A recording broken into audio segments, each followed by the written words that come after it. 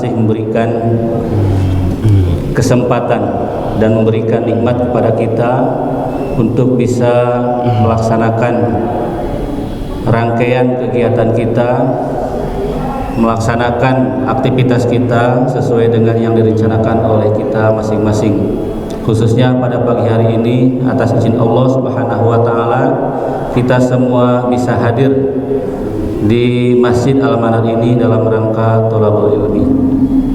Dan juga bagi Bapak Ibu yang pada saat hari ini, hari Ahad ini tidak bisa mengikuti secara langsung menghadiri kegiatan pengajian Ahad ini, yang mengikuti di rumahnya masing-masing via Zoom. Mudah-mudahan kita semua diberikan kesehatan oleh Allah Subhanahu wa taala. Dan juga bagi saudara kita, keluarga kita yang pada saat hari ini dan juga beberapa hari yang lalu mungkin yang sedang diuji oleh Allah Subhanahu wa taala dengan rasa sakit, mudah-mudahan Allah Subhanahu wa taala memberikan kesembuhan seperti sedia kala. Salawat serta salam semoga tetap selalu tercurah limpahkan kepada panutan alam, suri tauladan kita yang menjadi qudwah hasanah di dalam hidup ini, Nabiullah Muhammad sallallahu alaihi wasallam, kepada keluarganya, kepada para sahabat, para tabi'in dan juga tabi'ut tabi'in, dan termasuk kita mudah-mudahan di dalamnya sebagai hamba yang senantiasa mengikuti kepada sunnah-sunnah yang diajarkan oleh beliau. Bapak dan Ibu hadirin jamaah pengajian Ahad Al-Manar yang saya hormati, baik yang hadir secara langsung di Masjid Al-Manar ini maupun yang menyimak di rumahnya masing-masing via media Zoom. Materi yang akan dikemukakan pada Ahad kali ini yaitu tentang fiqhud dakwah, yang pada saat ini telah hadir di hadapan kita semua. Insya Allah materi ini akan disampaikan oleh Al-Ustaz Arif Somantri MAG. Dan untuk lebih bisa memanfaatkan waktu, mengoptimalkan waktu yang ada ini, dan lebih dalam kita menyimak dari materi yang akan disampaikan kaitan dengan fiqhud dakwah ini, marilah kita awali pengajian Ahad pada pagi hari ini dengan bersama-sama membacakan basmalah. Bismillahirrahmanirrahim.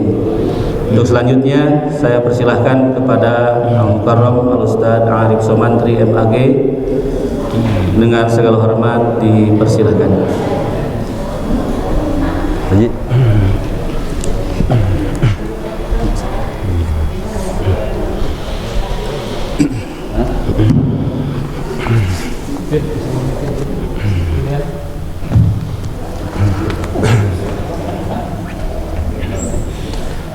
Assalamualaikum warahmatullahi wabarakatuh.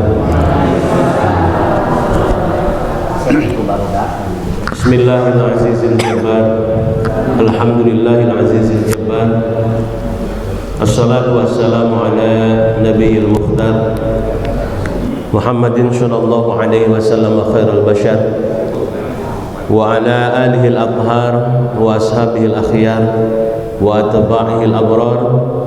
Ja'alana Allah minhum ajma'ina yawman tataqallabu fihi al-qulub wal absar. Rabbi shrah li sadri wa yassir li amri wahlul 'uqdatam min lisani yafqahu qawli. Subhanaka la ilma lana illa ma 'allamtana innaka antal alimul hakim. Allahumma iftah lana hikmataka wansur 'alaina min khazaini rahmatika bi rahmatika ya arhamar rahimin. Allahumma arzuqna fahman nabiyyin wa hifdzal mursalin wa imamal muqarrabin bi rahmatika ya arhamar rahimin. Bapak-bapak, ibu-ibu peserta pengajian Ahad atau jihad, baik yang hadir secara langsung di Masjid Al-Manar dan juga yang memantau melalui Dumai atau dunia maya. Alhamdulillah kita dapat bertemu kembali di Masjid Al-Manar ini untuk melaksanakan pengajian rutin pada hari Ahad atau yang sering kita sebut dengan jihad. Bapak dan Ibu sekalian, materi yang disampaikan oleh Majelis Tabligh adalah tentang fikih dakwah. Ini mungkin tayangannya dari belakang terlalu kecil. Ini harus ada yang men-setting ulang rupanya LCD-nya. Cuma teknisi yang paham tentang ini dari IPM ya, belum hadir. Baik, tolong ke slide selanjutnya Pak.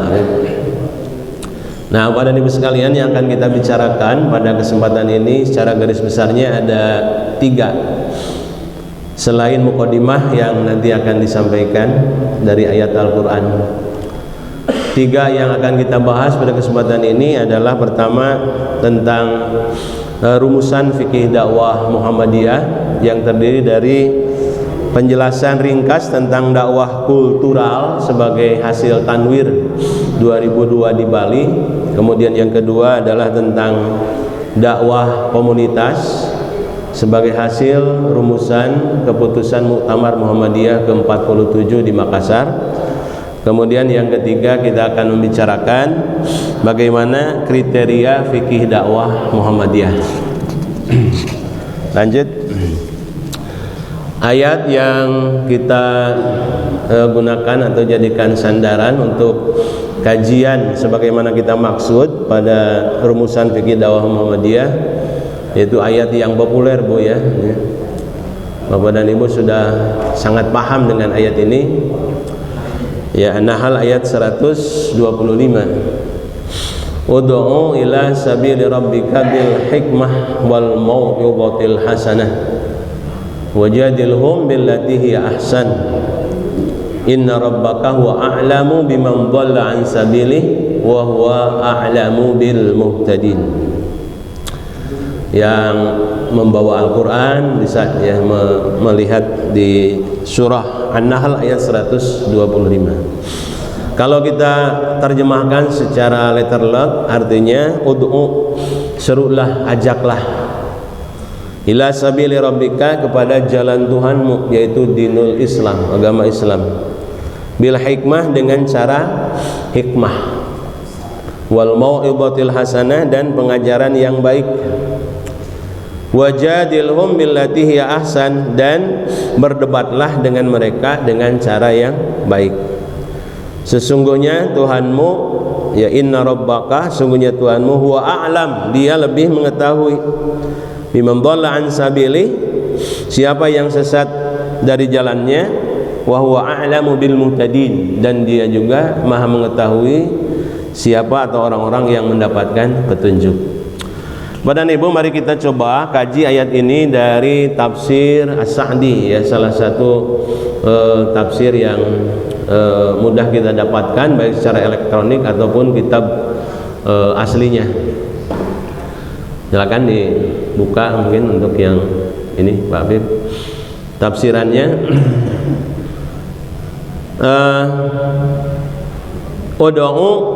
Ud'u ila sabili rabbika bil hikmah wal mau'izatil hasanah, dan seterusnya. Nah, ini sayang sekali ya tampilannya kecil.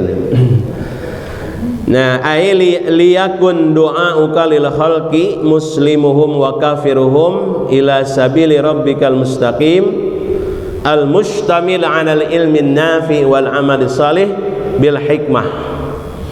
Jadi hendaklah ajakanmu, du'auka, seruanmu, dakwahmu, lil khalqi, kepada segenap makhluk, muslimuhum, apakah mereka yang beragama Islam, au kafiruhum, atau yang non muslim. Kalau orang-orang kan tidak suka ya menyebut kafir. Padahal memang ini terma dalam Al-Quran. Apakah muslim ataupun kafir, ila sabili rabbikal mustaqim, ketika engkau ajak kepada jalan Tuhanmu yang lurus, al-mustamil 'alal ilmi nafi, yang mencakup ilmu yang bermanfaat, wal amil salih, dan juga amal soleh, bil hikmah, jadi dengan cara hikmah. Ini metode yang pertama diajarkan dari ayat ini. Kalau kita menyeru atau berdakwah, mengajak orang lain kepada al-khair, kepada kebaikan, serulah mereka dari berbagai golongan itu dengan cara yang hikmah. Apa maksudnya? Kullu ahadin ala hasabi halihi wa fahmihi wa qawlihi wa inqiyadihi. Nah, memahami dengan cara hikmah itu adalah setiap individu kita pernahkan, bahasa Sunda itu pernahkan, kita ajak ya, berdasarkan apa? Ala hasabi halihi, sesuai dengan keadaannya. Nah, itu dengan hikmah, sesuai dengan keadaannya, wa fahmihi dan pemahamannya, wa qaulihi dan ucapannya, wa inqiyadihi dan juga ketundukannya. Dan di sini harus bijak. Tadi kata Pak Haji Ib menceritakan di Bandung dulu ada seorang mubalik diminta untuk berceramah, tetapi didahului dengan pengajian Al-Quran. Dan protes mubalik itu, kan saya nu ngajina oke, nabat kudu aya di ngaji Al-Quran sejen. Nah itu kalau dari sisi ini dia berbicara seperti itu tidak hikmah, ya. Kenapa? Tidak memahami keadaan di situ. Memang biasanya pengajian itu diawali dengan bacaan Al-Quran, lain ek ngahinakeun mubalik. Nah itu ya. Nah itu jadi berdasarkan apa hikmah itu? Keadaan, pemahaman, ucapan dan ketundukan yang ada pada mereka. Wa minal hikmah, dan diantara hikmah itu atau kebijaksanaan, kalau dalam ayat tadi secara tafsir terjemahan bebas itu, wa minal hikmah, dan diantara hikmah ad-da'wah bil ilmi la bil jahli, mengajak atas dasar intelektualitas, atas dasar keilmuan, bukan mengajak atas dasar membodohi umat. Ini kan beberapa waktu yang lalu kita dihebohkan ya dengan pernyataan yang sektarian gitu, pernyataan yang mengunggulkan kelompok atau al-hizbu, istilahnya fanatisme kelompok ya, al-ananiyah al-hizbiyah. Wah, banyak yang berbicara seperti itu, maksudnya untuk kalangan privat, tetapi kalau dibuka secara open melalui media ya bukan privat lagi, tetapi sudah konsumsi publik. Jadi tidak bisa dikatakan hanya untuk kelompoknya saja. Nah itu tidak ajakan itu sepertinya tidak mencerahkan, begitu ya, karena mengajak kepada tadi al-ananiyah al-hizbiyah, fanatisme kelompok, fanatisme golongan. Padahal kalau sudah berperan sebagai figur publik, apalagi pejabat, harus menempatkan diri sebagai memayungi semua kelompok. Nah ini dakwah secara hikmah itu berarti diabaikan, karena dalam pendapat ini dikatakan dakwah bil hikmah itu bil ilmi la bil jahli, di atas dasar ilmu, bukan atas membodohi umat. Wal badaah sama bil ahami fal aham, dari yang mulai penting, dari mulai yang lebih penting kepada yang lebih penting lagi ya. Wabil aqrab ilal adhan, termasuk hikmah itu adalah menyampaikan sesuatu materi dakwah yang lebih dekat kepada ingatan para mustami atau mukhatabnya. Wa bima yakunu qabuluhu atam, dan yang memungkinkan ketika menerima materi dakwah itu bisa lebih sempurna dicernanya oleh para mustami. Wa birifqi walin, dengan cara yang lemah lembut. Fa inna inqada wa illa fayantaqil ma'hu bidakwah bil mau'idatil hasanah. Kalau misalnya itu sudah dicapai, maka itu dikatakan telah berdakwah kemudian dengan mau'idatil hasanah, dengan nasihat-nasihat yang baik. Wa huwa al-amru wan nahyu al-maqrun bitagrib bitarghib wa tarhib. Mau'idhah hasanah yang kedua itu setelah hikmah adalah ajakan kepada kebaikan kemudian mencegah dari kemungkaran yang dikombinasikan dengan at-targhib wa tarhib. Jadi targhib itu ada semacam gini ya, basyiran wa naziran. Jadi ada janji dan ancaman dan janji, bisa terbalik seperti itu. Dalam arti apa? Memberi kabar gembira, tapi di sisi lain juga memberikan gambaran bagaimana kalau kita melanggar tata aturan atau nilai-nilai di dalam Islam. Nah, itu at-targhib wa tarhib. Nah, kemudian kita lanjut, tidak semua dibaca barangkali. Imma bima tastamilu alaihi al-awamir minal masalih wa ta'daduha wan nawahi minal madar wa ta'daduha. Jadi mengajak kepada kebaikan itu, kepada kemaslahatan, dan mencegah dari kemungkaran itu artinya mencegah dari madarat atau yang membahayakan.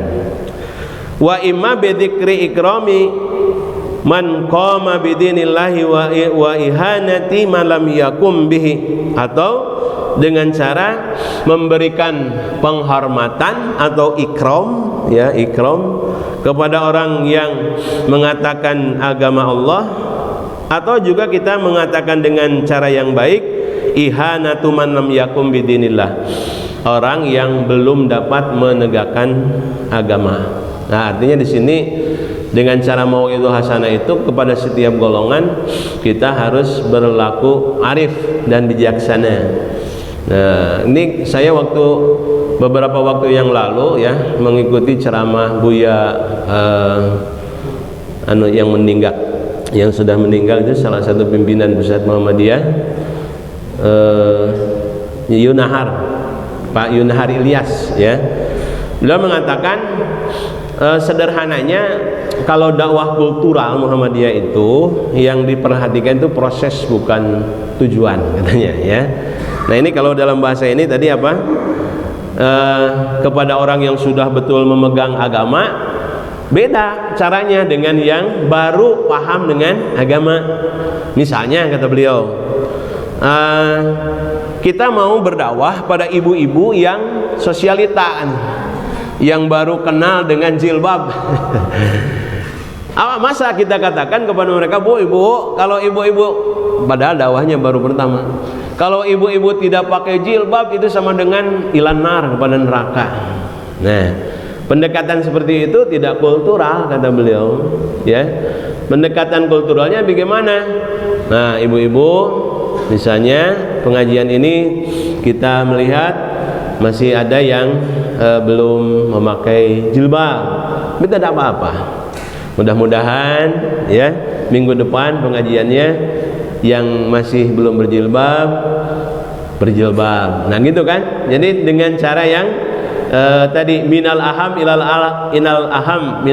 ilal muhim, dari yang paling penting kepada yang penting. Jadi tujuan bisa diabaikan sementara gitu ya, tetapi proses itu yang diutamakan. Ini yang dimaksud di sini ikramu man qama bidinillah, menghormati orang yang memang telah paham dengan agama Allah, tetapi juga di lain sisi kita jangan mengihmal, meremehkan man lam yakum bidinillah, orang-orang yang belum memahami secara sempurna ajaran agama Islam. Bapak dan Ibu sekalian, ini terlalu panjang kalau saya baca terus. Jadi dalam ayat ini ada 3 metode yang Allah ajarkan kepada kita dalam berdakwah: hikmah, mau'izah hasanah, wa mujadalah bil hiya ahsan. Jadi berdebat dengan cara yang baik. Nah, atau sedikit dijelaskan di sini yang terakhir, yang ketiga itu, au kana da'iyan ilal batil fayujadilu billati hiya ahsan wa hiya at-turuq allati takunu ad'a listijabatihi aqlan wa naqlan. Nah, jadi yang dimaksud dengan berdebat dengan cara yang baik itu apa? At-turuq yaitu metode-metode, cara-cara yang ditempuh oleh kita agar apa yang kita sampaikan itu ad'a lil istijabah, aklan wa naqlan. Jadi lebih bisa diterima baik secara akal, ya, secara logik, secara logika, ataupun secara nas, ataupun secara teks, ya. Jadi mujadalah, jadi berdebat itu bukan seperti berdebat di televisi yang hayang menangnya lira. Coba kita lihat kalau ada acara debat-debat ya, loba-loba omong nu penting mah gitu, nu penting mah kesan masyarakat yang didengar itu adalah kata-katanya gitu. Nah, bukan seperti itu. Jadi mujadalah billati hasan itu kalau ada orang yang belum paham terhadap agama, terhadap kebaikan yang kita sampaikan, maka kemudian mereka mengajak kita untuk berdebat, ajaklah debatnya dengan cara yang baik, yaitu dengan cara apa? Sampaikan argumen-argumen yang logik dan juga argumen-argumen yang naqlan, baik argumen secara dalil ya, atau dari dalil Al-Quran ataupun Al-Hadis. Nah itu lanjut Pak Habib. Satu lagi Bapak dan Ibu sebagai dasar, surah Al-Imran ayat 79. Maka li basyarin ayyutiyahullahu al-hitaba wal hukma wan nubuwah summa yaqula lin-nas kunu ibadan li min dunillah walakin kunu rabbaniyina bima kuntum tu'allimunal kitaba wa bima kuntum tadrusun. Ali Imran 79. Maka li basyarin, tidak wajar, tidak elok, tidak pantas, li basyarin, bagi seorang manusia. Kadang-kadang dalam Al-Quran itu untuk menggambarkan orang atau manusia itu dengan bahasa insan atau nas atau bashar ya. Terminologi ketiganya mungkin nanti suatu saat kita coba gali. Untuk apa penempatan kata nas, penempatan kata insan, penempatan kata bashar ya. Nah dalam ayat ini yang disebut adalah bashar. Maka li basyarin, tidak pantas bagi seorang manusia ayyutiyahullahul kitaba wal hikmah, yang oleh Allah diberikan kepadanya Alkitab, diberikan kepadanya hikmah, wan nubuwah dan kenabian, summa yaqula linnas, kemudian dia berkata kepada orang-orang, kunu ibadan li min dunillah, hendaklah kamu menjadi penyembah-penyembahku, bukan penyembah Allah. Jadi nitah nyembah ka diri sorangan, bukan mengajak menyembah kepada Allah. Jadi ini mengajak apa ini? Mengajak isyrak ya, mengajak untuk berbuat syirik. Orangnya musyrik. Jadi mengagung-agungkan mubalignya ya, mengagung-agungkan kiainya, ajengannya, mengagungkan penceramahnya daripada mengagungkan Allah Subhanahu wa taala. Nah, tidak pantas, tidak wajar yang kepada orang yang diberikan oleh Allah Alkitab, diberi ilmu, hikmah, diberi kenabian, kemudian mengatakan seperti itu, tidak pantas. Akan tetapi walakin kunu rabbaniyin, tapi hendaklah dia berkata, hendaklah kamu menjadi orang-orang rabbani, orang-orang rabbani. Bima kuntum tu'allimunal kitaba wa bima kuntum tadrusun, karena kamu selalu mengajarkan Alkitab yang disebabkan kamu tetap mengajarkannya atau mempelajarinya. Nah, sedikit dalam Tanwirul Mikbas fi tafsir Ibnu Abbas, dalam kitab Tanwirul Mikbas ya, tafsir Ibnu Abbas, sini ada penjelasan beliau ketika menjelaskan walakin kunu rabbaniyin tadi ya, ada bahasa walakin kunu rabbaniyin, menjadilah orang-orang rabbani. Apa maksudnya? Maksudnya adalah kunu hulama fuqaha. Ketika mengajarkan Alkitab, ketika mengajarkan Al-Hikmah, ketika menyampaikan kenabian atau nubuwah, maka hendaklah disampaikan dengan cara hulama fuqaha. Ulama itu dengan cara yang lemah lembut, fuqaha dengan yang mencerdaskan, bukan malah membodohkan gitu. Wa qala al-Bukhari, menurut Al-Bukhari, wa yuqalu ar-rabbani, yang dimaksud dengan ar-rabbani kata Al-Bukhari itu alladzi yurabbin nasa, yaitu orang yang mendidik ya, karena dari kata tarbiyah di situ ada rabbani, rabba yurabbi tarbiyatan, alladzi yurabbi, yang mendidik orang-orang bi sigharil ilmi qabla kibarihi, dari sejak kecil sampai besar. Itu Rabbani. Artinya yang mendidik orang-orang manusia sejak kecil sampai dengan besar, itu yang dimaksud Rabbani, kata siapa? Imam Al-Bukhari. Wal bad'u bi sighari ilmi, kenapa dimulai dengan sighari ilmi, yang ilmunya masih rendah, masih kecil? Marji'uhu mura'atul uquli hatta la tanfiru minad dawah. Kenapa kita harus memulai sejak kecil, memulai dari hal yang kecil-kecil, bisa begitu juga maknanya. Kenapa? Marji'uhu, landasannya adalah mura'atul uqul. Jadi ini memperhatikan tahapan-tahapan akal yang ada pada diri seseorang. Lamun kakara kelas 1 SD terus diajarkan nges hikmah yaumul qiyamah ya, nyambung yang diajarkan rakatan sholat heula gitu ya. Nah ini berarti kalau kita tidak mempedulikan sigorul ilmi ila kibari, itu kurang bijak dalam berdakwah. Ibu-ibu di rumah juga mungkin begitu. Ketika kita berinteraksi dengan anak kita bergaul dengan anak-anak kita dari mulai ya di buayan sampai dengan masuk sekolah ya, dari tingkat dasar sampai perguruan tinggi, perlakuannya tentu berbeda. Ya, kenapa? Ya karena menyesuaikan secara tadi tadrijian, bertahap, minal ahami ilal muhim, minal muhim ilal aham ya, dan seterusnya begitu. Nah, jadi marji'uhu mura'atul uqul hatta la tanfiru minad dawah. Jadi ketika anak misalnya belum apa-apa sudah, wih, kamu itu cara mandi junub begini ya. Ya, padahal anaknya SD gitu. Nah, itu kan dia juga nggak paham ya, yang mengajarkannya juga susah untuk mengertikan gitu. Nah, jadi kalau pembicaraan menjelaskan yang belum penting kemudian dijelaskan bukan pada waktunya, bisa jadi ada infirar minad dakwah. Jadi lari, tidak menyukai kepada dakwah itu ya, nggak seneng lah ustadznya, nggak seneng pak gurunya, ini kau menjelaskan sesuatu yang saya nggak paham. Nah itu mungkin ada begitu ya. Qala Ibnu Hajar, menurut Ibnu Hajar, wal muradu bisigharil ilmi, yang dimaksud dengan sigharul ilmi itu ma wadaha min masailihi wa bikibari adaqqa minha. Artinya yang dimaksud dengan sigharul ilmi itu adalah yang sudah jelas masalah-masalahnya sejak kecil, tetapi ketika lebih dewasa dia lebih mendalam dalam permasalahan keilmuannya itu.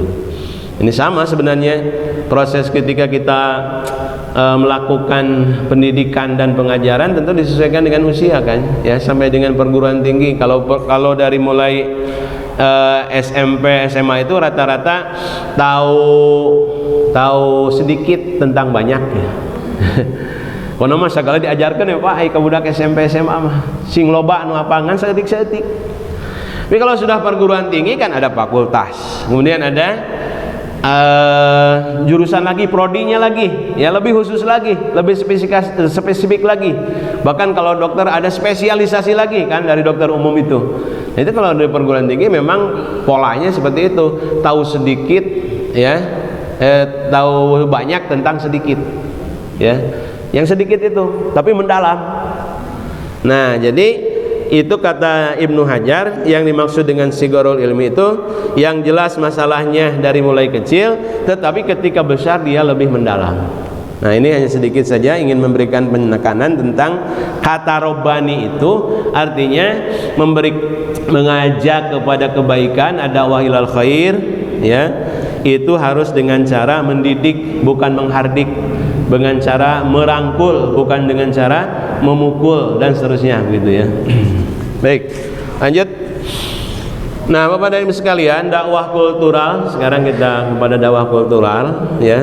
Sebagai ini saya sampaikan tadi produk Tanwir Muhammadiyah di Bali tahun 2002. Jadi secara sederhana kalau dijelaskan bahwa dakwah kultural Muhammadiyah itu maksudnya adalah upaya untuk memahami dan menggunakan potensi-potensi kultural masyarakat Islam. Itu frasenya sampai di situ dulu. Karena mungkin ada yang memahami lamun dakwah kultural itu berarti kudu tuturut munding yang kebiasaan yang ada di masyarakat, itu salah. Ya. Apalagi misalnya sudah terjadi sinkretisme, pencampuran ajaran-ajaran agama di tengah-tengah masyarakat. Ajaran Hindu dicampurkan jeung ajaran Islam. Wengi pribados wangsul di mana anu nikahan di Cikalongnya, Cibabar. Alasan macet di Gunung Putri. Jembatan dianya. Seueur tatami deui malam Ahad. Seueur anu ka mana? Pamijahan. Wah. Bus. Nah, itu kalau bagi pengusaha bis ya menguntungkan ya. Tapi dari segi pemahaman agama merugikan. Masalahnya apa merugikannya? Ya karena ada di situ sinkretisme ya, mengajarkan suatu paham bahwa kalau sekian kali ke pamijahan itu sama dengan ibadah haji ataupun umrah ya. Sehingga banyak yang berlomba-lomba ke sana. Nah, bukan seperti itu maksud dakwah kultural itu ya. Dakwah kultural itu artinya di sini memahami dan menggunakan potensi-potensi kultur masyarakat Islam ya. Jadi kalau ada potensi misalnya kesenian ya, misalnya kesenian yang digandrungi oleh satu masyarakat, maka ya yang paling pas seperti apa yang dilakukan oleh Rhoma Irama. Jadi syair-syairnya dia kemas sedemikian rupa sehingga setiap tema dalam lagunya mengandung dakwah. Nah, itu adalah dakwah kultural karena secara sosiologis dan antropologis orang Indonesia itu menyukai lagu-lagu Melayu. Ya, lagu-lagu dangdut ya. Nah, artinya apa? Dengan cara kearifan seperti itu, maka berdakwahnya kan bisa diterima. Ya, itu artinya apa? Potensi kultural masyarakat Islam sebagai wahana untuk menanamkan Islam yang membumi, Islam yang membumi. Bukan kita mengambil apa istilahnya budaya misalnya dari India, Gujarat ya ataupun Hindu ya, Buddha. Kemudian kita cocok-cocokkan dengan ajaran Islam, bukan seperti itu ya. Tetapi bagaimana ini mengungkap potensi-potensi kultur budaya yang ada di masyarakat. Islam yang bisa merubah potensi. Nah, ini kata yang paling terakhir itu penting. Islam yang bisa merubah potensi menjadi gerak kemajuan sosial ya.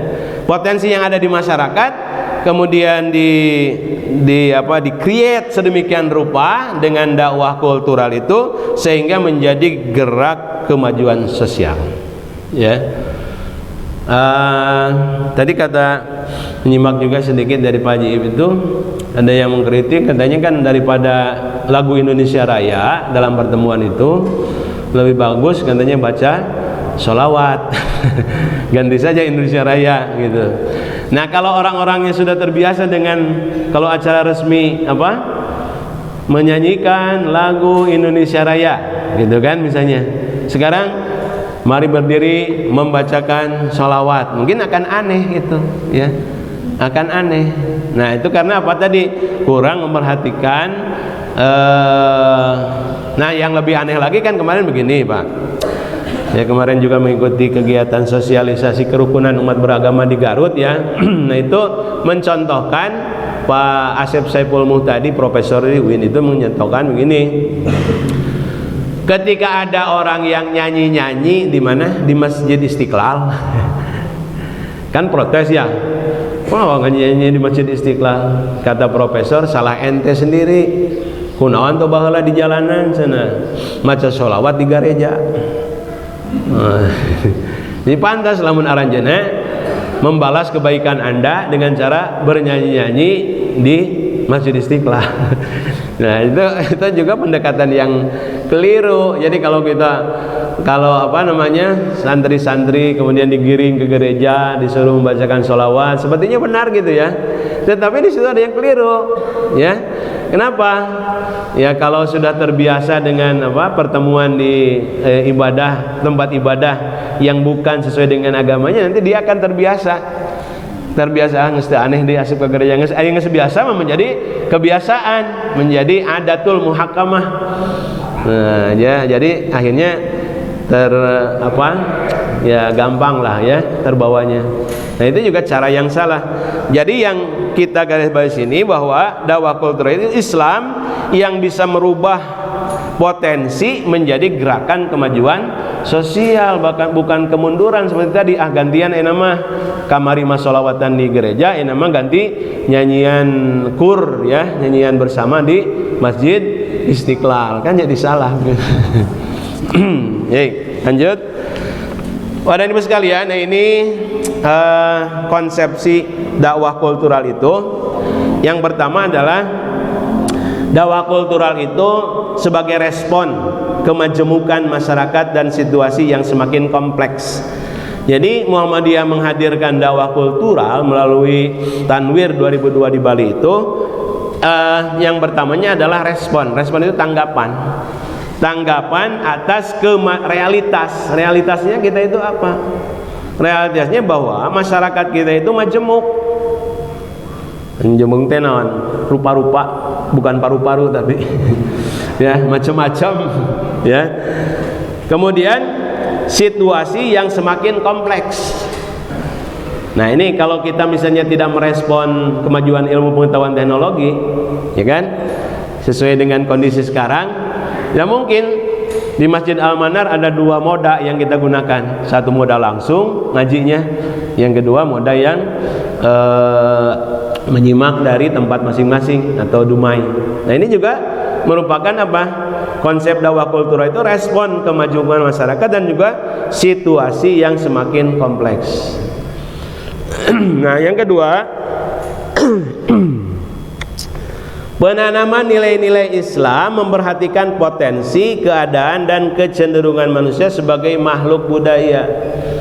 Jadi tetap ya, coba Nabi Muhammad Bu ya Pak, dulu ketika beliau terjadi konflik, siapa nih yang pantas meletakkan Hajar Aswad di tempatnya? Nah gitu ya, bingung.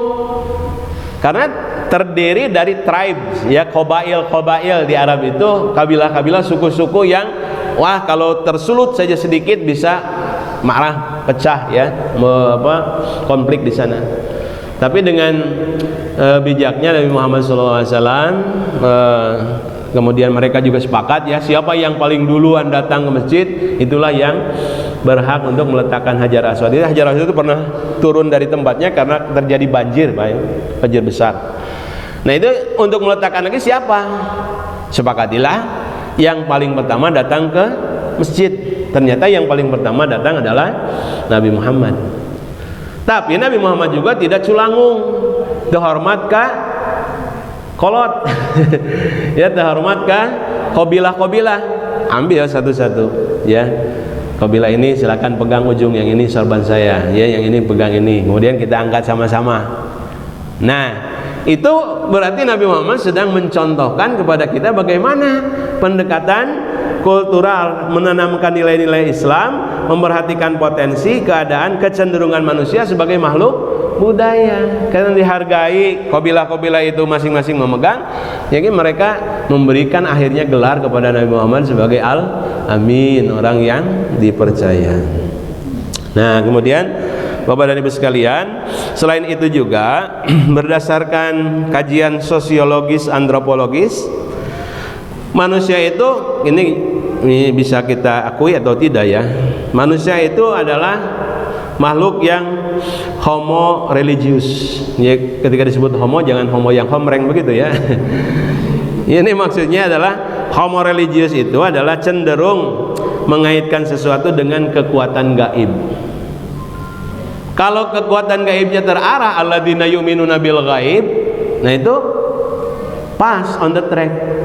Tetapi ketika dikaitkan segala sesuatu dengan yang gaib-gaib, sana aya manuk cit uncuing berarti akan aya nu maot gitunya. Ya. Atau sekarang banyak juga acara di televisi seperti di Global TV itu tempat-tempat angker sengaja disiarkan dengan begitu masif ya. Dan bukan hanya di satu stasiun televisi, di banyak televisi juga ada gitu. Nah ini kan kenapa sampai suka orang menonton hal seperti itu? Karena secara antropologis, sosiologis, orang itu adalah homo religius, cenderung mengaitkan sesuatu dengan kekuatan gaib. Yang kedua adalah homo festivus. Orang itu cenderung atau menyukai, senang mengadakan festival. Sautak-sautik pestanya, sautak-sautik piknik, kan gitu ya. Diakui nggak Pak, Bu? Resep dah, bujang-bujang Bapak Ibu abdi oge sami ya. Resep ulin mah gitu. Festivus itu senang festival, pertunjukan ya kan. Nah, kemudian ada lagi homo simbolikum. Manusia itu memiliki kecenderungan mengekspresikan pemikiran, perasaan, tindakannya dalam bentuk simbol-simbol. Makanya dina medsos aya icon-icon ya. Bagaimana kalau kita sedang gembira, bagaimana kalau kita sedang sedih, bagaimana kalau sedang pusing kan. Icon-icon gitu ya. Nah, itu artinya apa? Karena apa? Manusia memang, kenapa orang sampai menyediakan icon seperti itu? Dia manusia itu adalah tadi dikatakan homo simbolikum. Ya, kalau kurang bahkan dari simbol-simbol yang ada, bikin sendiri, kan gitu. Ya, foto, kemudian hilangkan backgroundnya, ditambah kata-kata, jadilah apa? Nah gitu ya, jadi itu karena memang kecenderungan orang seperti itu ya, simbol-simbol. Nah, bahkan simbol-simbol itu Bapak dan Ibu sekalian bisa dalam bentuk bahasa, bisa dalam bentuk mitos ya, tradisi, itu juga menggunakan simbol-simbol. Manusia juga disebut dengan homo ridens, yaitu senang humor ya, senang humor dan senang tertawa. Nah, maka tapi kelebihan juga bumbunya bisa salah sangka. Kemarin di mana itu? Majalengkanya aya nu ngacung eta kepala desa. Protes kamu balik. Siga nama bumbuna teh loba teuing teh. Ya, maksudnya ngalucu tetapi malah menghadirkan protes. Karena aya tuh di mana? Di istri mau balik di Pangandarannya. Lucu, memang lucu, tapi kadang-kadang juga segala disebutannya. Nah, itu memang secara naluriah orang itu senang kepada humor dan tertawa. Kemudian yang terakhir, manusia itu sebagai homo luden, suka bermain ya, sepulin ya. Oh nang ya, rasa pulin ya Pak. Antenan we diajak ke Pangandaran hayu kan gitu ya. Baitul Arqam kayak kudu di tempat touring ya gitu. Di Garut ya. Kemudian juga di Pangandaran atau di mana menkongang mah kudu ka bari naon istilahna teh rafting dan sebagainya. Ya karena memang dasar-dasar manusia itu seperti itu, senang bermain lah. Baik. Jadi dakwah kultural di kotak bawah itu lebih dimaksudkan untuk menjawab tantangan zaman. Nah, ini jadi bagaimana kita mengejawantahkan Islam itu sesuai dengan kaidah salihun likulli zamanin wa makanin, dapat relevan setiap waktu dan tempat ya. Tapi bukan berarti naon istilahnya tunduk kepada budaya yang sedang berlaku, tapi justru harus apa tadi? Mewarnai ya, mengapresiasi budaya yang berkembang ya. Di budaya yang berkembang diapresiasi. Misalnya kalau di Eropa orang itu cenderung kalau ceramah itu to the point, langsung menggunakan ijaz. Amerika juga demikian. Tapi beda jeung orang Sunda mah kudu malapah gedang. Ya, itu menggunakan itnab, jadi panjang lebar kalau dituhula panjang ngadongeng seleket rek we dinya kesimpulannya gitu. Ya, nah gitu. Beda kalau di Eropa nggak suka begitu, ya. Nah, jadi menciptakan budaya yang berkembang, menerima dan menciptakan budaya yang baru dan lebih baik. Budaya yang baru yang harus lebih baik sesuai dengan sesuai dengan pesan Islam sebagai rahmatan lil alamin. Jadi kata Profesor Samuh kemarin di Garut itu, kalau orang Islam melaksanakan ajaran Islamnya, orang Nasrani menjalankan ajaran Nasraninya, Hindu juga demikian, Buddha juga demikian, itulah toleransi. Gitu ya. Jangan dibulak-balik ya, gitu. Tapi kalau orang radik kan suka disebut radikal. Radik itu artinya mendalam, mengakar di dalam pemahaman agamanya. Bagus, silakan. Orang Islam radikal, orang Nasrani juga radikal, orang Hindu juga radikal, silakan. Ya, artinya apa? Memahami ajaran agamanya dengan cara yang mendalam. Karena dengan adanya pemahaman yang mendalam itu timbul komitmen kebaikan. Karena agama pada dasarnya semuanya itu mengajarkan kepada kebaikan. Nah, jadi di sini pesan Islam sebagai rahmatan lil alamin. Oke, begitu. Lanjut. Agak lulumpatan. Nah, dakwah komunitas tadi udah ya. Kalau dakwah kultural itu produk Tanwir Muhammadiyah 2002 di Bali.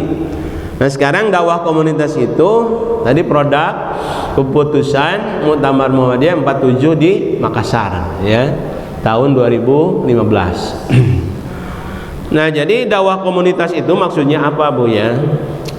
Jadi gerakan pencerahan diaktualisasikan melalui model dakwah pencerahan berbasis komunitas. Pengawasan khusus ibu-ibu, pengawasan khusus bapak-bapak, pengawasan khusus pemuda, pengawasan khusus pengamen jalanan, pengawasan khusus anu sok nanti manusia silvernya. Silver di stopan yang sok arayanya nu harerang. Nah, ini manusia silver. Ya, pengajian untuk komunitas HIV AIDS misalnya gitu ya. Pengajian untuk komunitas motor ya, komunitas mobil dan lain sebagainya. Kan sekarang itu orang senangnya begitu ya. Tadi sesuai dengan tadi kajian sosiologis antropologis kan begitu. Nah, jadi basis-basis komunitas itu harus dimaksimalkan artinya kalau dakwah itu lebih kena kalau ada pemisahan-pemisahan seperti itu, meskipun kadang-kadang seperti ini kan kumwe ek istri ek pamegat, tapi kadang-kadang tidak semua masalah bisa dikaji di dalam keterbukaan pengajian itu. Nah, berbasis komunitas untuk menggarap berbagai kelompok sosial yang heterogen dan berkembang pesat dalam kehidupan masyarakat Indonesia saat ini, yang gitu. Komunitas pemulung, komunitas lansia gitu. Nah, jadi ini mungkin di cabang-cabang ya, ranting-ranting itu belum tergarap. Kita itu masih baru melaksanakan sesuai dengan ADART. Pengajian itu ada dua macam, yaitu pengajian umum dan pengajian khusus. Yang pengajian khusus itu para pengurus pimpinan ya, para pimpinan. Kalau umum ya umum saja. Ini kurang kita mendapatkan perhatian bagaimana di kampung kita itu ada kelompok tani Gapoktan, ada kelompok profesi, ada grup WhatsApp alumni. Itu harus dimanfaatkan karena bagian dari apa? Dakwah berbasis komunitas. Yang heterogen berkembang pesat hingga saat ini. Nah, itu dakwah komunitas. Ya, lanjut. Jadi ada 4 model dan 4 strategi dakwah komunitas. Ada 4 dan sebenarnya mungkin bisa lebih dari ini, tapi dalam kesempatan ini kita batasi 4 dulu ya. Yang pertama, model yang pertama itu adalah dakwah komunitas virtual. Nah, sekarang seorang dai itu atau kita sebagai orang tua, karena kita juga sebagai dai bagi anak-anak kita, bagi keluarga kita, harus mampu menguasai teknologi internet. Tadi saya baca dialog di grup Lajismu ya, Pak Bedanzir izin nggak bisa ngaji ke Almanar, ada kegiatan, terus ada yang jawab, Pak Ade nggak ada alasan Pak, sekarang mah sudah bisa online ya, mengikuti secara daring. Kata Pak Benazir bari heureuy nya pungguh saya teh tiba heula teh gaptek gitu. Nah, ini salah satu contoh bahwa kondisi seperti itu tidak boleh ada di zaman sekarang ini, virtual ini. Kenapa? Karena seseorang dai itu ataupun kita termasuk dai kita semua itu adalah harus mampu paling tidak menguasai medsos ya. Ya, saya tahunya hanya Facebook channel dengan WA saja gitu ya. Tidak bisa zoom-zooman. Nah, itu untuk sekarang kan harus ditingkatkan. Nah, bagaimana strateginya? Yaitu ketika seorang dai menguasai medsos, komunitas virtual, dia harus ada kemampuan untuk memberikan warna. Coba kalau diisi oleh orang-orang seperti kiai yang kemarin dari Indramayu nya ceramah di Mabes tuh, benar pernah lihat Pak itunya ceramahnya, ya? Atau dikuasai seperti Adi Armando cenah salat perintahna dina Al-Qur'an, ya, medsos itu kalau yang mengisi mereka gimana, ya? Tidak ada yang mewarnai dunia virtual.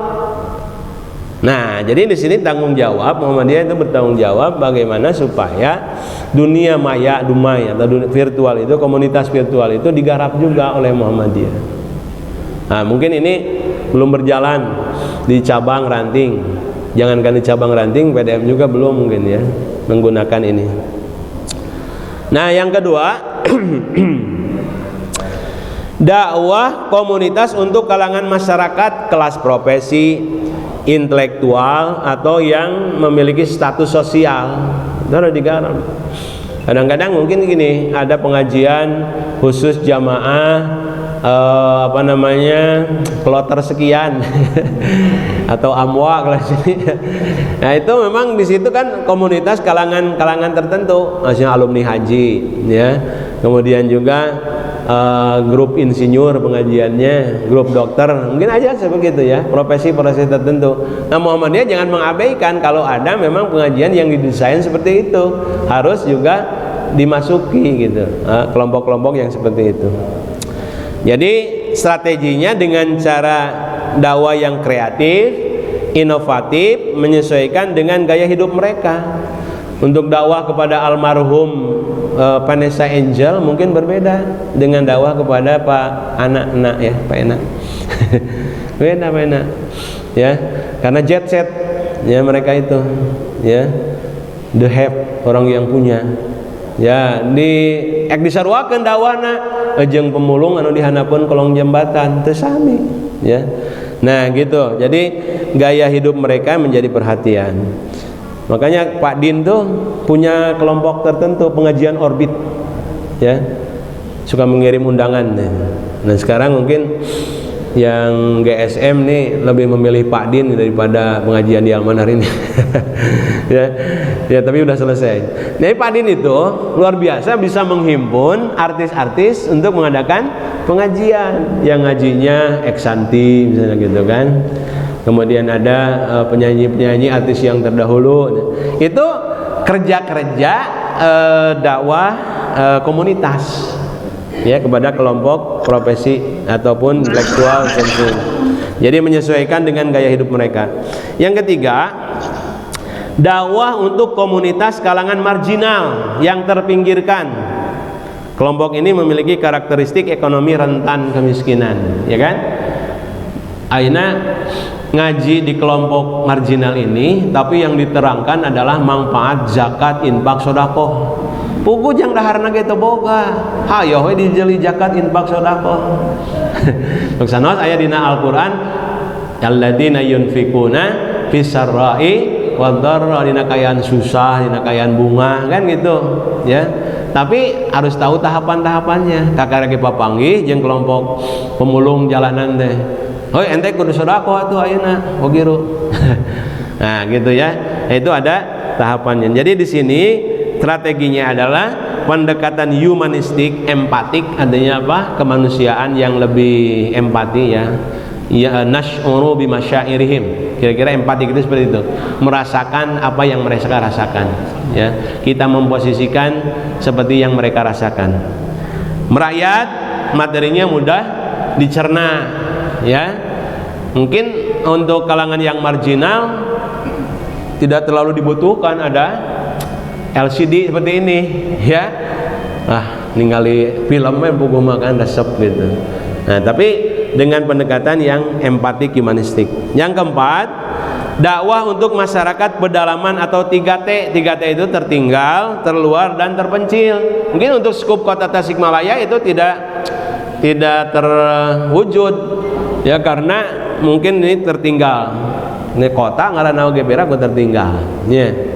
Kemudian juga terluar artinya yang berbatasan pulau, ya misalnya batasan Malaysia dengan Indonesia, Papua Nugini dengan Papua, ya kan, itu ada masyarakat yang di perbatasan seperti itu.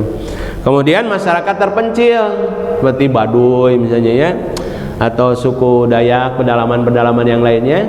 Nah ini juga harus ada perhatian dakwah pada mereka, ya, karena Muhammadiyah mungkin pusat ini karena sifatnya nasional, ya, maka dicantumkan dakwah komunitas di tempat 3T itu. Ya, lanjut sedikit lagi yang terakhir Bapak Ibu sekalian. Jadi ini yang terakhir ada 5 kriteria dalam fikih dakwah Muhammadiyah. Yang pertama, ya, kriteria dalam fikih dakwah Muhammadiyah itu menggunakan pendekatan bayani, burhani, dan irfani secara terpadu. Wah, maksudnya teh bayani itu pendekatan teks, dalil-dalil dari Al-Quran dan hadis, bayani. Jadi kalau burhani itu pendekatan ilmu pengetahuan.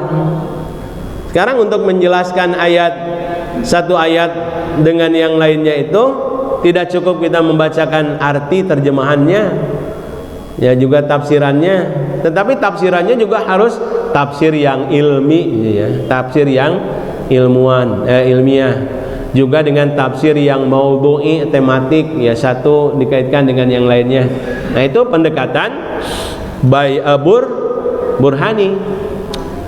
Nah kemudian pendekatan yang ketiga adalah pendekatan irfan. Irfan itu adalah hasil olah kerja spiritual, ya. Jadi bagaimana menjelaskan hikmah sholat kalau kita tidak merasakan apa yang ada dalam hikmah sholat itu pada diri kita? Saya ngejelaskan nanti, ya. Bagaimana kita merasakan manfaat, menjelaskan manfaat zakat, sementara kita sendiri belum pernah bahagia dengan mengeluarkan zakat. Nah itu pendekatan seperti itu adalah pendekatan irfani, artinya pengalaman spiritual. Nah jadi ketika kita semuanya berdakwah di lingkungan sendiri atau keluarga juga masyarakat, 3 pendekatan ini harus coba digabungkan dalam Muhammadiyah itu. Meskipun sebenarnya ini adalah pendapat dari Abu Abid Al-Jabiri, ya. Abu Abid Al-Jabiri itu, ya, sama dengan kelompoknya Arkun, ya, dan lain sebagainya, yang sebenarnya banyak pendapatnya yang ditentang. Tetapi untuk yang 3 ini Muhammadiyah mengadopsi, ya, pendapat beliau itu, ya, karena memang demikianlah, kita tidak cukup naonnya istilah tinggal jelaskan ku dalil ieu da cek ayat Quran ge ieu, ya, cenah cek ayat hadis ge. Tidak cukup, ayat Quran dan hadis itu harus dijelaskan juga secara ilmiah sesuai dengan tingkatan ala qadri uqulihim, ya, sesuai dengan tingkatan pemahaman. Yang kedua, kriteria dalam fikih dakwah Muhammadiyah itu harus dikembalikan pada prinsip dakwah Al-Quran yang tadi surah An-Nahl 125, bil hikmah, mau'izatil hasanah, dan mujadalah dengan cara yang baik. Saya sering dengar dari Pak Ib dulu, kenapa Muhammadiyah itu jarang terjun demo di lapangan, ya. Katanya karena Muhammadiyah itu lebih suka untuk mengatakan kritikannya langsung, ya, kepada yang bersangkutan atas nama Muhammadiyah. Jadi tidak banyak istilahnya terjun ke lapangan membawa spanduk. Ya, itu bagian dari apa tadi? Hikmah mau'izatul hasanah dan mujadalah Muhammadiyah yang dilakukan, gitu, ya. Ya, kemarin kan banyak, ya, peran Muhammadiyah ketika mengkritisi undang-undang, rancangan undang-undang langsung. Jadi tidak mengerahkan massa, karena apa? Mungkin resikonya kalau mengerahkan massa di lapangan, di jalanan lebih besar madaratnya daripada manfaatnya. Nah, gitu. Kemudian yang ketiga, diperlukan reorientasi, artinya orientasi ulang, dan orientasi yang selalu reaktif, konfrontatif, ke pendekatan muwajahah konstruktif yang memberi alternatif dan solusi. Jadi kita lihat beberapa kelompok dakwah ya di kita itu ada yang menggunakan pendekatan reaktif konfrontatif. Ya, coba aja di medsos juga demikian. Begitu ada masalah, reaksi. Bahkan cenderung berhadapan, konfrontasi. Nah, kalau dalam konsep Muhammadiyah itu pendekatnya bukan seperti itu, tetapi muwajahah konstruktif. Jadi berhadap-hadapan, bertemu langsung yang membangun, saling mengingatkan. Ya, daripada apa tadi? Berhadap-hadapan dengan berlawan-lawanan. Sehingga kalau orang yang nggak sabar menghadapi pendemo kan bisa emosi, aya nu dipiting teh ningannya mahasiswa, aya ya smackdown, kemudian ada yang terbunuh ya kilometer 50 dan lain sebagainya. Itu pendekatan-pendekatan konfrontatif itu ya, tidak pendekatan yang konstruktif muwajahah, memberikan alternatif ya, karena kalau politik ya begitu juga. Kemudian yang keempat, terintegrasi dengan dakwah kultural dan komunitas yang tadi dirumuskan. Nah, jadi dua jenis produk apa istilahnya amanat baik tanwir ataupun muktamar itu dalam setiap dakwah harus coba diintegrasikan, artinya dipadukan ya, jangan kita mempisah-pisahkan gitu. Jadi dakwah kultural, dakwah komunitas yang sudah dirumuskan itu coba satu padukan, diintegrasikan. Yang terakhir, yang kelima, harus ada satu kesatuan dengan Islam berkemajuan dan gerakan pencerahan. Ya, jadi di Muhammadiyah itu ini. Jadi kalau ngaji itu harus mendorong kepada kemajuan. Jadi kumpul-kumpul pimpinan dalam pengajian khusus, sana sunggul ngabahas ayat atau Al-Quran atau hadis, tetapi bagaimana pengajian itu kemudian menjadikan rumusan cik atau di cabang Pak Ait orang ngadamal amal usaha bidang kesehatan. Nah kan itu dari apa? Dari pengajian itu. Dulu the founding father, pendiri-pendiri pesantren Amanah juga begitu, orang-orang tua kita di Ranting Sambong Jaya itu mengadakan pengajian. Kemudian dari pengajian pimpinan itu tercetuslah kumaha ya orang nyieun pesantren gitu. Jadi we pesantren kan gitu. Nu ayeuna mah kantun nuluykeun. Nah perintisna al-fadlu lil mubtadi, keutamaan itu bagi para pemula ya, atau yang memulai. Nah, jadi dakwah itu yang berujung kepada kemajuan. Kalau kita jalan dari Tasik ke Jogja ya, atau ke Jawa Timur sana Surabaya, pasti amal usaha Muhammadiyah itu berdiri dengan tegak di banyak jalan-jalan besar ya. Itu sebabnya maka sedikit bicara banyak bekerja itu prinsip Muhammadiyah yang dalam Hizbul Waton ya, sepertinya seperti itu. Saya pernah mengikuti berkunjung ke Surabaya ke Yayasan Bina Muwahhidin ya, yayasan yang biasa menyalurkan bantuan-bantuan masjid. Alhamdulillah amanah dapat bantuan masjid 2 ya. Ada yang di Ranting 1, kemudian 1 lagi di Asrama Putri. Berkunjung ke sana. Saya lihat banyak pandal-pandal atau ucapan terima kasih itu dari cabang Ranting Muhammadiyah, amal usaha Muhammadiyah. Saya tanya kepada almarhum Pak Ainul Haris doktor itu ya, pimpinannya, mudirnya. Ustadz, ini kenapa ini banyak pandal-pandal ini dari PCM, PRM? Yaitu kita bekerja dengan Muhammadiyah itu selalu sukses, alhamdulillah. Kita kasih 70%, 30%-nya bahkan lebih katanya. Misalnya anggaran kita 500 juta ya, kan yang dibantu dari sana itu 70%-nya, sisanya 30%-nya kita. Itu Muhammadiyah itu selesai proyeknya.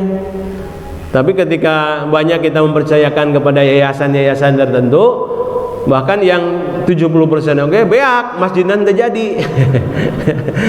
Nah itu maka kemarin yang di PCM Taman Sari Pak Undang ya, Pak Ubad tuh memposting foto ada bukan Ranting, bukan cabang, tetapi ketika mau mendirikan masjid yang kerjasama dengan Yayasan Bina Muwahhidin, minta rekomendasi dari PDM. Karena apa?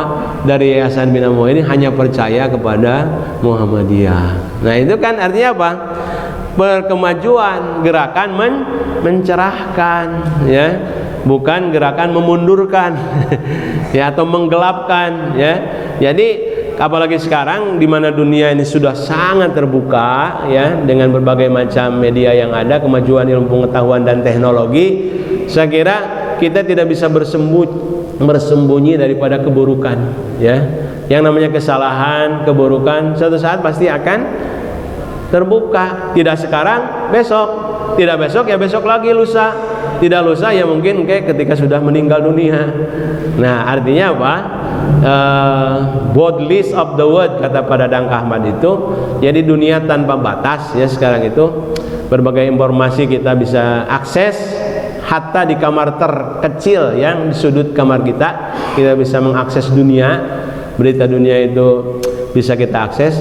Maka tidak ada yang bisa disembunyikan. Sekarang mah banyak CCTV-nya, ya, CCTV-nya. Jadi ketika berbicara secara internal, dalam waktu yang sama bisa berbicara dalam eksternal, ya, secara terbuka. Maka saya kira apa yang terjemunyi sekarang mungkin suatu saat itu akan terbuka, dan itulah sifat dakwah Muhammadiyah itu selalu tadi mendorong kepada kemajuan, gerakan pencerahan, tidak justru membodohkan umat. Sudah jam 7, Bapak dan Ibu sekalian, pas, ya, alhamdulillah. Terima kasih atas atensi dan perhatian semuanya. Mudah-mudahan menghadirkan al-khair, ya, kebaikan kepada kita. Allahumma inna nas'aluka minal khairi kullihi ajilihi wa ajilihi ma 'alimna minhu wa ma lam na'lam, wa na'udzubika minasy syarri kullihi ajilihi wa ajilihi ma 'alimna minhu wa ma lam na'lam. Allahumma inna nas'aluka min khairi ma sa'alaka bihi 'abduka wa nabiyyuk, wa na'udzubika minasy syarri ma sta'ana minhu 'abduka wa nabiyyuk. Allahumma inna nas'aluka al-jannah wa ma qarraba ilaiha min qawlin aw 'amalin, wa na'udzubika minan nar wa ma qarraba ilaiha min qawlin aw 'amalin. Allahumma inna nas'aluka an taj'ala kulla qada'in qadaitahu lana khaira. Rabbana atina fid dunya hasanah fil akhirati hasanah wa qina adzabannar. Nasrun minallah wa fatun qarib wa basyiril mu'minin. Assalamualaikum warahmatullahi wabarakatuh.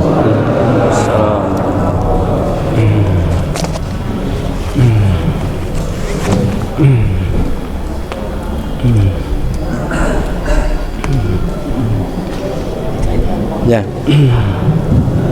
Demikian tadi paparan ataupun kajian yang disampaikan oleh Ustaz Arif Sumantri.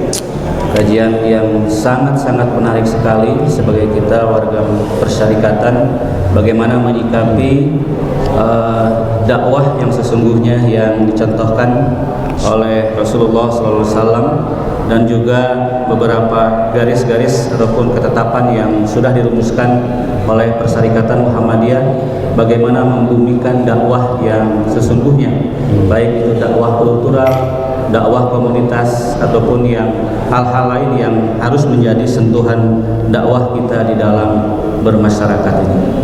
Bapak dan Ibu hadirin jamaah pengajian Ahad yang saya hormati, karena waktu sudah menunjukkan pukul 7 lewat, ya, marilah sebelum ditutup, untuk minggu depan insya Allah pemateri ataupun mubalik yang akan menyampaikan pada kajian Ahad atau pengajian Ahad minggu depan adalah Ustaz Heri Ahmadi. Bapak dan Ibu, marilah kita akhiri pengajian ini dengan bersama-sama membacakan hamdalah. Alhamdulillahirabbil alamin. Nasrun minallah wa fatun qarib wa basyiril mu'minin. Wassalamualaikum warahmatullahi wabarakatuh.